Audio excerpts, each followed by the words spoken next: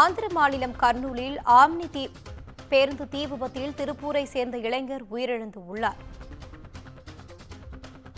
ஹைதராபாத்தில் இருந்து பெங்களூருவுக்கு சென்ற தனியார் பேருந்து கர்னூலில் அருகே தீப்பிடித்து விபத்துக்குள்ளானது. இருசக்கர வாகனம் மீது மோதியதில் பேருந்து தீப்பிடித்து 21 பேர் உயிரிழந்துள்ளனர். இது குறித்தான கூடுதல் தகவலோடு இணைகிறார் எமது செய்தியாளர் பாலா. வணக்கம் பாலா, தகவல்களை பகிரலாம். நிச்சயமாக இனிதா. அதாவது நேற்று முன்தினம் கர்னூல் மாவட்டத்தில் ஏற்பட்ட பேருந்து தீ விபத்து சம்பவம் நாடு முழுவதும் பெரும் சோகத்தை ஏற்படுத்தியுள்ளது. அதாவது ஹைதராபாத்திலிருந்து பெங்களூரு வரை செல்லக்கூடிய ஆம்னி பேருந்தானது பைக் மோதியதில் தீப்பிடித்து எரிந்தது.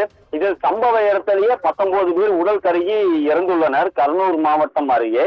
இந்த நிலையில் திருப்பூர் பூல்வாப்பட்டி லட்சுமி நகர் பகுதியைச் சேர்ந்த தள்ளு வண்டியில் வெங்காயம் வியாபாரம் செய்து வந்த ராஜா சாந்தி தம்பதியின் இரண்டாவது மகனான யுவன் சங்கர் ராஜா என்பவரும் இந்த பேருந்தில் பயணித்து வந்துள்ளார்.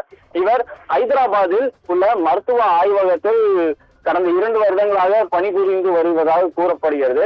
இந்த நிலையில் தீபாவளி அன்று இவருக்கு விடுமுறை கிடைக்காததால் தீபாவளி முடிந்த பின்பு இவர் சொந்த ஊருக்கு புறப்பட்டு சென்றுள்ளார்.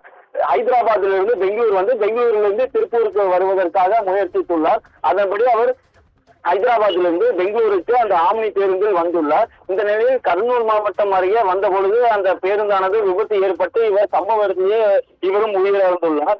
இது திருப்பூரை மிகவும் சோகத்தைக்கு தள்ளியுள்ளது. தற்பொழுது இவரது பெற்றோர்கள் இருவரும் கர்னூல் மாவட்டத்திற்கு அவரது யுவன் சங்கர் ராஜாவின் உடலை பெறுவதற்காக அங்கு சென்றுள்ளார். இனிதா,